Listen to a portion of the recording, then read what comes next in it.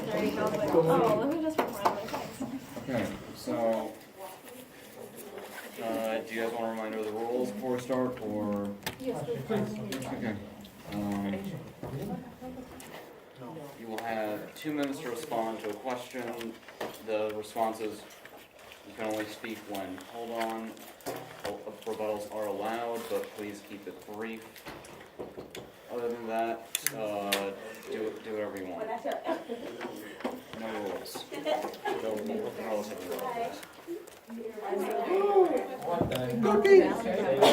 You're not cookies. Let's do it. Let's do it. Same. Let's get started.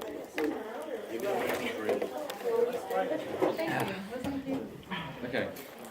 Hey, wait, you three look here.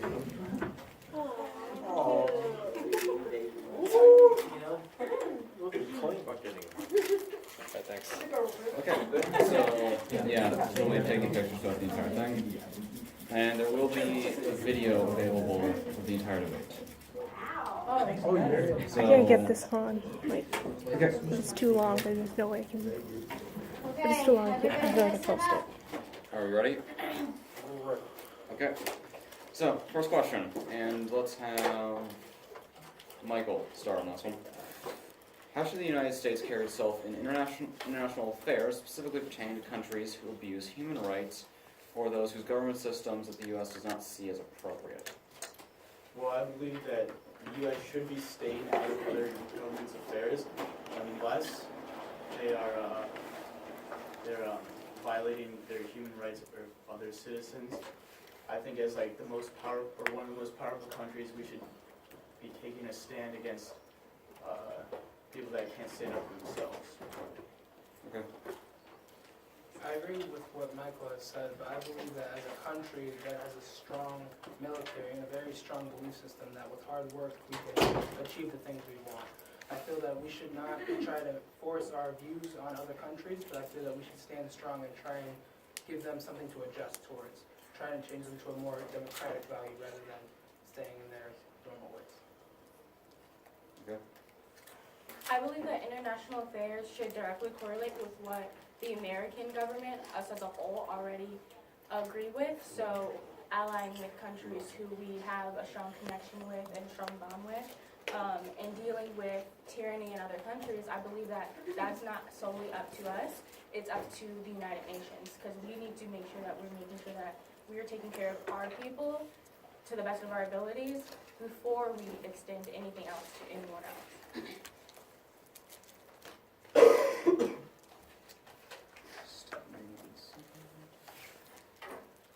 Okay. Next question. Should the United States assist other countries such as Tunisia, which utilizes a dictatorship, to achieve a democratic system? And we will start with Victoria. By assisting, we thought meant help them achieve a less dictatorship form of government other than helping them with their dictatorship government. I hope that we understood that correctly. Yes. No one should be living under a dictatorship, and we should do our best to have any other resources that we can provide to help provide them, be it food, water, safety, aid, or refuge. That should be the extent of our aid. Okay, Gio. I feel for our government, we should try to help countries such as Tanzania with their dictatorship and try to change them more toward our style.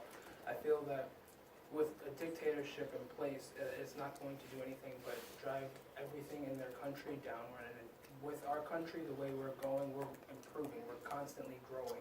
And if we can do that with every other country that isn't exactly like ours, we can build a stronger world overall. Michael? I believe we should be helping Tunisia with not becoming a dictatorship, but I don't think we should go to the extent that we use our military. We should not be putting our own people's lives in jeopardy. We should be keeping them safe here, and if we can somehow help them, maybe like just talk it over, or send resources, as Victoria said, I think that's obviously the best way to go.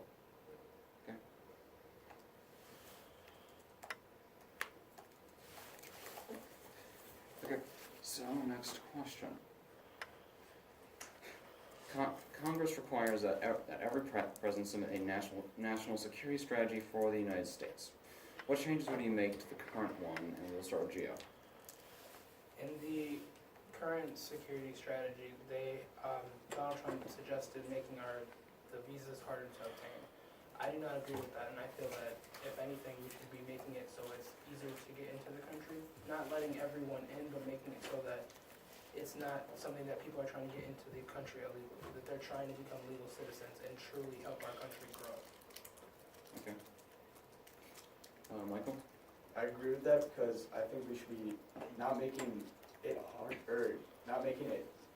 harder to get into our country. We should make it easier, but we should not get any more relaxed with who we let in. I also think that the national security right now is focused on jihadist terrorists, which I think is a big threat, but I think we should also be worried about Russia and China and North Korea and how they're developing their nuclear weapons.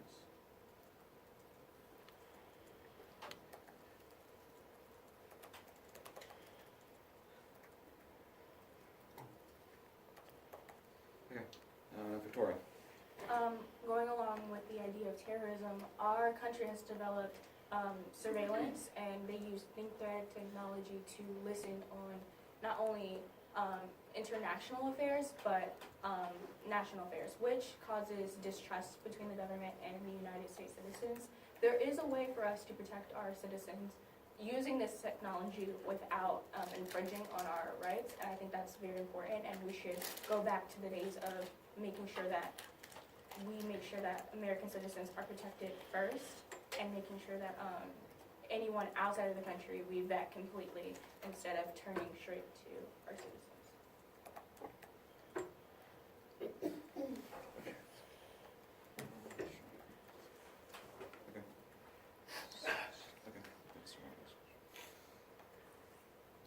Okay. Do you believe that the government does enough to help homeless people, and if not, what else could the government do? Start with Gio. I do not believe our government does enough to help our homeless citizens. I feel that with our homeless population, it continues to grow day by day. In Chicago is one of the biggest ones where you see people in the streets and they're by themselves and they have nothing to turn to.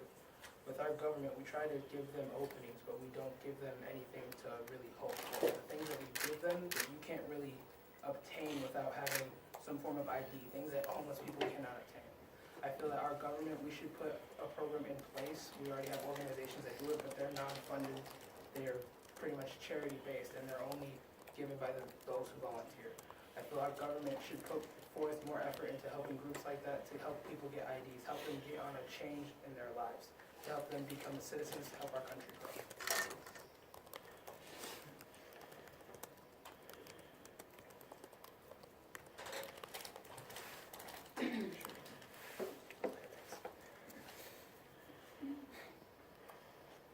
Michael? I think the government is doing enough to help the homeless because the government is providing Section 8 housing for elderly or disabled homeless people, also for veterans. And not only are they doing that, providing housing, but they're also doing food banks and food drives all the time to help provide food for them. Not only is the government helping, but also private organizations are helping them out. So I think we're doing enough, not only as a government, but everybody as a whole is chipping in.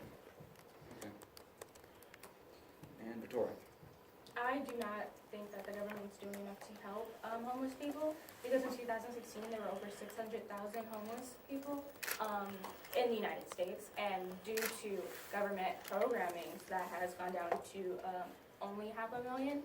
But still there are things such as anti-homeless architecture in a lot of major cities such as Seattle. The people there were working hard to get bike racks for a park, and instead they built bike racks that were used to keep homeless people from sleeping on the streets or asking for money. Which, if we don't focus, if we decide to take that money that we're using to build these anti-homeless architectures, we can build food banks, we can build help shelters, homeless shelters, give that money, because that building will create more jobs so less people have more money, and also helping the homeless people. making sure that our economy is thriving so more people have jobs and are less likely to be homeless. I agree with Gio saying that it's hard for homeless people to get ahead because a lot of the things that we vote on, they need IDs and they can't have that.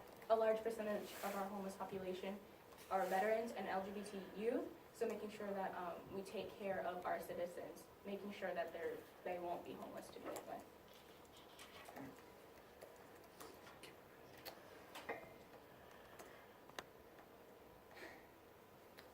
What is your plan, Victoria? Yes. What is your plan to reduce government corruption? To reduce government corruption, I think that we need to make sure that there are term limits for governors in Illinois. That's a huge, in a lot of states there aren't term limits for a lot of these politicians, so therefore they're the ones creating the laws. So they're creating policies that help benefit themselves and their salaries while not helping the American people. James Wilson, a founding father, said that the people are the masters of the government, and without the people there wouldn't be, a government to begin with. So making sure that they feel safe and protected. We need to make sure that we are utilizing our checks and balances and good control of power within our government to make sure that the citizens are getting what they need from us before we go to them within. Okay. Gio? I agree with what Victoria is saying about term limits because that is a very big issue in this country. But in order to eliminate a lot of government corruption, I think it's pretty simple and pretty self-explanatory. We need to put me in office. With me in office, I can go ahead and remove most of the corruption that happens in the White House alone. There's a lot of things that happen in our government that we can't really control based off of the president. With me in office, I feel that I would have the control and the confidence to not only bring our people together and bring a stronger nation, but they have a strong leader to lead them. Yes. Would you believe going in office yourself and hiring your own cabinet would reduce corruption in government by hiring your own people? Yes, but not only, I would be more open to, instead of just hiring my own people, I would be open to others. Because with my own people, I understand that they are all truthful individuals and they all are fighting for the justice and for the truth. For the best for all instead of the best for one. Michael? Well, I would just like to say if Gio was in the office, I'm sure you would put Brandon in there. And as we all know, Brandon was slacking on some of his efforts. But if I were in office, I'd be making sure that the people around me are doing what is right for the people and not for their own personal gain. And make sure that local officials that some may think like don't matter are in the right position to make the right decisions. So giving local leaders more power. No. Making sure they're not making decisions for themselves. Okay. Sorry. Can I rebuttal real quick? Yes, you can. Again, no disrespect, but with Gio's campaign, they have shown through this entire process that they are not on time with their work. They're not readily available with their work. Constantly slacking, having to be reminded of their responsibilities. And I don't think that that's someone who would want in office because I agree. because if their leader has to, if his cabinet has to constantly remind them to do work, it shows that he enjoys the power and wants to do the work himself, which you can't do in a government system. If I may, with my team, I would like to make sure that we're all very well known and that we understand that I'm a very good team worker. I'm very well worked with everybody that I come across. I bring a smile to everyone's face that I meet. There's never a day where I'm unprepared. Now, regardless of whether I show up on time, whether I'm a minute late or 2 minutes late, I can assure you I get the job done. Every single day, every hour, every week. No questions asked. Okay, so. Are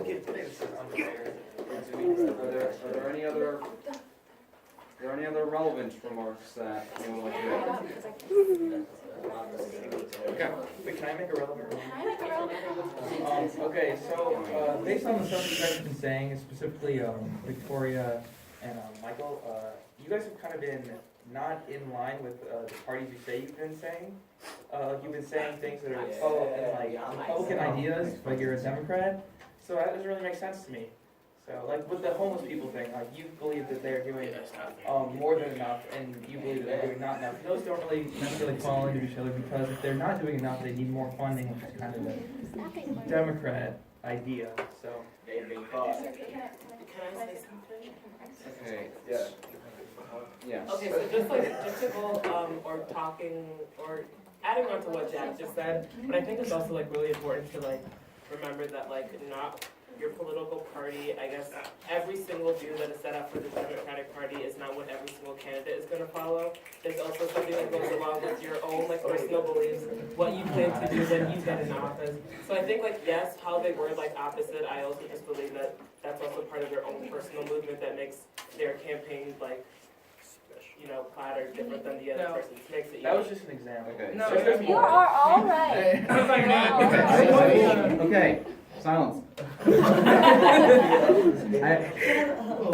will allow Gio to respond to this, and then we are moving on. Great. With what Ian said, I mean, if that's the case, then why don't you both just go ahead and join the independent party, where I make my own decisions and my own beliefs to run a nation stronger and better than what we already have. Democrats and Republicans.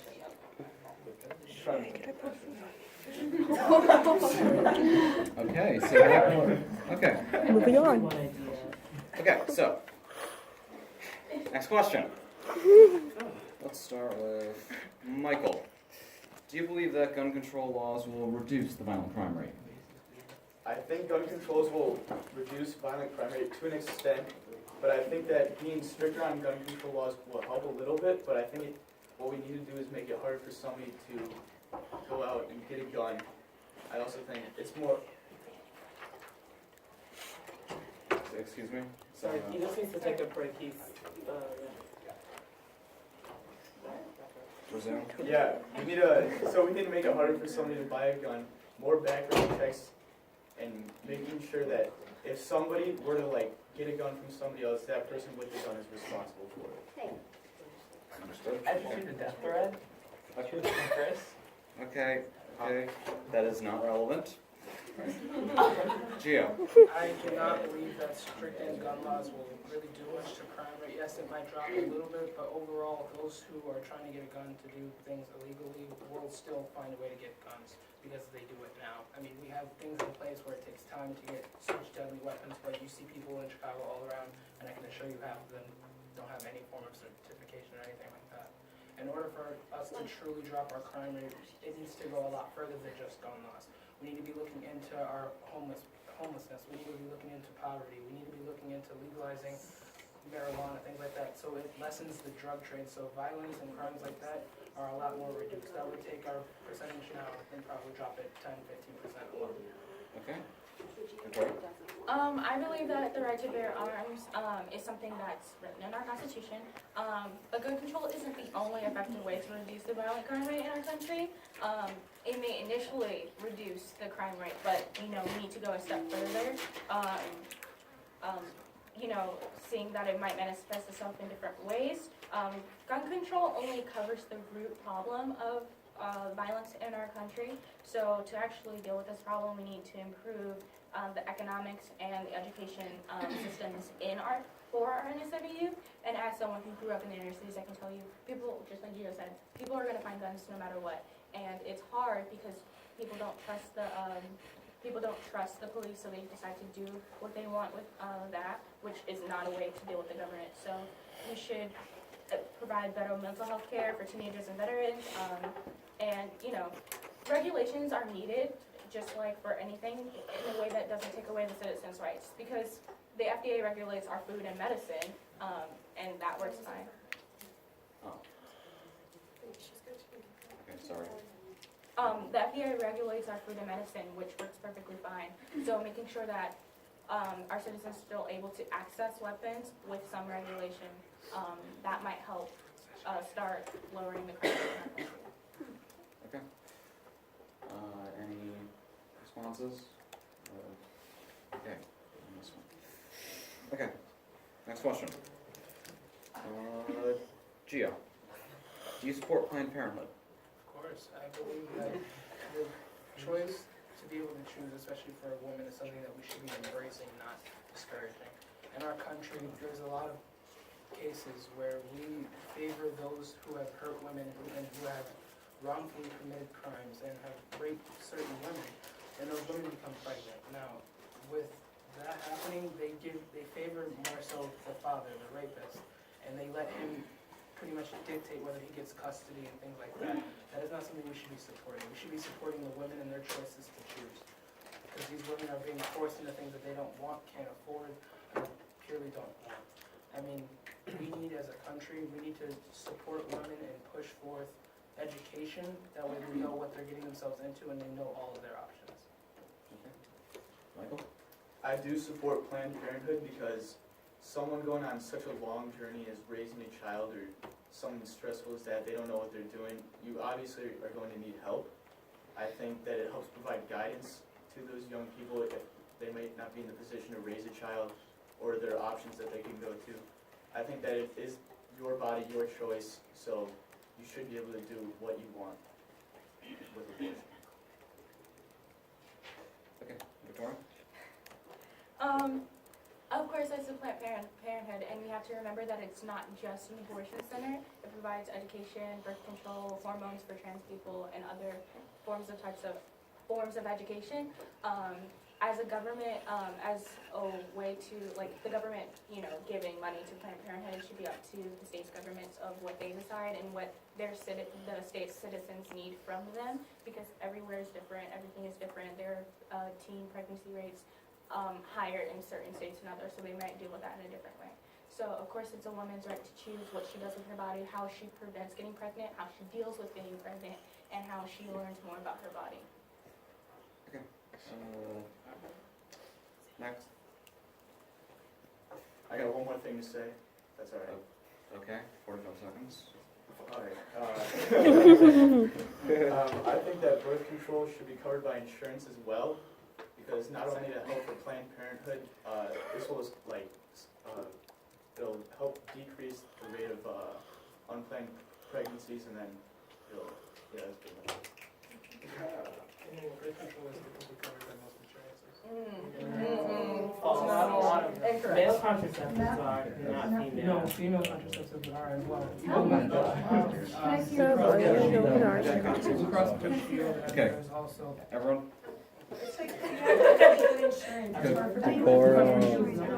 Okay. You are still paying If- outside fees, and even if there maybe is a small there is no percentage. copay. However, male contraceptives are usually completely covered by insurance companies. Sorry.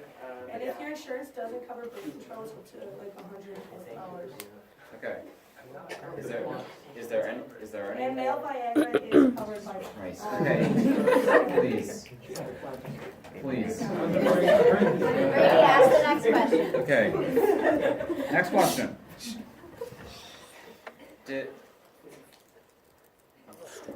Victoria, do you accept money from super PACs? Do we accept money from super PACs? That's you. Do we accept money from super PACs? I don't believe that we do. Good. No. I don't believe that we do. I would have to check with my financial advisor on that one if he could provide. He doesn't even know. That's Cheating. a weakness right there. Okay, okay, we will let all the candidates speak before we take audience questions. It is. Gio. As an independent body, you don't really have to. Excuse me? Let Gio speak. You think? Okay. Is I'll allow it. is everyone, hello? Shush. Guys, seriously. Okay, Gio. As an independent party, I don't receive much funding from super PACs, and the things that we do receive, we send straight to charities. We have sent plenty of money. We have sent almost $2 million to 4 different charities. Write it down, give it to me. No. I can't say anything. Okay. Michael? We do accept money from super PACs, but we also encourage outsiders to help support these families. Okay. Any comments or clarifications, rather? 1 second. We also give $11 million to 3 different charities. Yeah, well, we don't have With money that. from our super PACs. keep going on this? Wait for me to get data. Because any of our, like, our other outside organizations that help us with funding, when our campaign is live. Jack. Okay. Then the answer is no.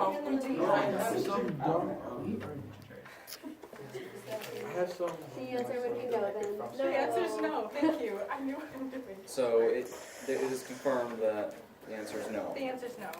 Okay. Oh, I have no, it's not. Okay. Next question. Next question, guys. Okay. Do you believe that police officers in the United States need loaded firearms when on patrol? Loaded? They didn't specify. Wait. Yes, like as in bullets are loaded into the gun. Also, should officers Like, I know. I was just confirming. yes. It's okay, just be able to I carry can stop you loaded back to the in 2 government? seconds. Like if they shoot their gun, they can kill someone with it. Yes, that's Of course. The logic. okay. Order. Okay. How, We're does gonna it need start with clarification? Victoria on it. Hi, I believe that they should because it's part of their job to protect themselves and other people because you don't know when a threat would come. Tasing someone may not always be the best option. It may not be in reach, and they may be in a fight for their lives. So yes, I believe that police officers should carry loaded firearms when on the job. Okay. I agree as well. I believe that every police officer is trying not only to protect their own lives, but they're trying to protect the lives of the citizens. And they never know what threats could possibly be there. And like Victoria said, tasers can only go so far. They can only do so much. Whereas there's times where we're going to need a firearm on deck and nobody else might have one. And that's their job. That's what they're there for.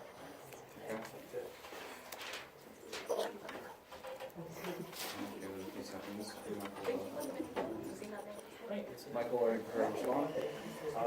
I do think that there are other ways to solve problems without using guns and violence and killing, because many times when somebody's put in a position and they have an officer pointing a gun at them, they feel threatened, and will obviously start shooting back. So I think if cops don't have guns and they don't put themselves in positions where they can be harmed, I think they can solve the problem. Okay. Any audience questions for the candidates? If I may. You don't believe that our officers should have firearms on them. So in situations where they don't have firearms but the criminals do, how would you supposedly go about this? I understand that. I don't think that they should be putting themselves in dangerous situations. I think we should be using more SWAT team if that's a bigger issue. If we know a man has a gun. I don't think the cop should be going to a... Sorry, for that. Yeah, Victoria, would you like to respond? Yeah, obviously every cop, well, we know from, even though in this heightened political climate, we know that things are a little bit, there's a lot of tension, but if everyone is doing what they're supposed to do, which we always can't rely on, but if cops do what they're supposed to do, then there wouldn't be as many shootings. If people have guns and they're pointing them and using them, a cop should be able to defend themselves. I'm not saying kill them, because that's not always the first option, but in a way to disarm the other person or stop them from their attack. It's very important. And that's also what they're trained to do, is to disarm and to harm before actually trying to go for lethality. Okay. So, next question.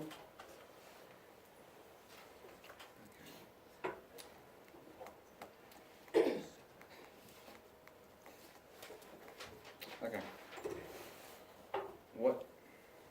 So, Michael, the U.S. ranks first in incarceration and 18th in high school graduation. What leadership skills do you bring to challenge these numbers? Reversing these numbers? Well, what I'm going to start doing is I'm going to start trying to keep kids in school and keep them off the street, because once our education system does not pan out the way we want it to, kids will start going to the streets and staying there, such as low-income places like Chicago. We need to start stepping up our game there for their education. Okay. Victoria? Making sure that there are teachers and that who are well equipped to teach people, because if there aren't, then that's going to be a problem. Also, making sure that we, as a U.S. power, making sure that We need to make sure that these sentences for everyone are the same across the board, because in our Constitution it says that it's supposed to be a just, fair system without extraneous punishments, and yet we see that we're number one in mass incarceration. So making sure that we level the playing field, making sure that we create more jobs and career options for people within schools. Because if they don't see that they can be more, then kids are going to drop out or turn to the streets like Michael said. Jim? Well, for one, I believe our teachers should be paid more, and I would put forth a campaign, a process toward giving them more money, because I feel that if our teachers are paid more, that they can teach better, and that would already increase our education. But not only that, with what Michael was saying, how a lot of our students are staying in the streets and they're in low poverty-stricken areas, I feel that we, again, with the homeless thing, we need to be trying to push our students back into schools and keeping them in there, not trying to let them roam the streets and things like that. And then with incarcerations, for one, we need to legalize marijuana, because that takes up a huge portion of our arrests, and it's not necessary. There's too many arrests being made, and we're wasting tons of money just on arresting people for weeks at a time, sometimes even days, just because they have a gram or 3 for nothing. Okay. Like I said earlier, a day or two ago, we need to make sure that we're challenging our students as well in their schools, because we're spending a lot of money on kids retaking classes or unnecessary classes. If they were just challenged and encouraged in their schools, then this wouldn't be a problem. Okay. Any other responses from the audience or rebuttals? Okay. Next question. Michael actually has a rebuttal. Oh my god. I want to run out of video time. Gotcha. Okay. Sorry, he was just a little stuck. I don't, no, we're good. We can Oh, I have an audience comment. Yes. Am I allowed to respond to any of like? what Yes, the- yes, you are allowed to Okay, so- respond to a candidate. Do you ever, so you said something about you wanting to legalize marijuana? Okay, so I believe that if we made it like available here, and we're talking about like education and wanting like our kids to prosper, right? So with marijuana, doesn't that decrease brain cells? And I just believe that that's not going to be a more proactive study environment, because when it's recreational, that also means there is more easy access to it. So I don't think that would have helped our educational environment. For My educational, you don't need it. You don't need it. You don't need it. Are there any other? 1 minute Yes, left. you can respond. Well, first, with the legalization of marijuana, the tax revenue from one state alone is enough to almost counteract our deficit and how much debt we're in, right?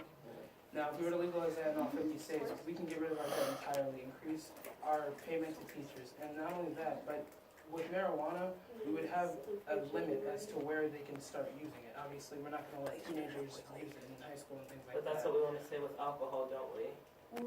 So we're saying we should ban alcohol then? Yeah. But even then, Focus on the right marijuana thing. marijuana